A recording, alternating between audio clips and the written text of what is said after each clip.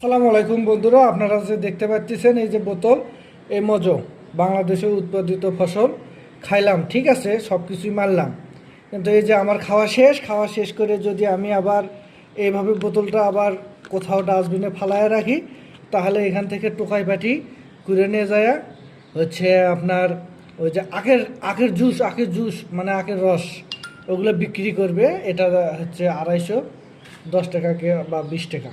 এর জন্য আমরা কি করবো, এই যে এরকম করে, কি টাইট রে ভাই, দেখছেন, ঢোকেই না। এই যে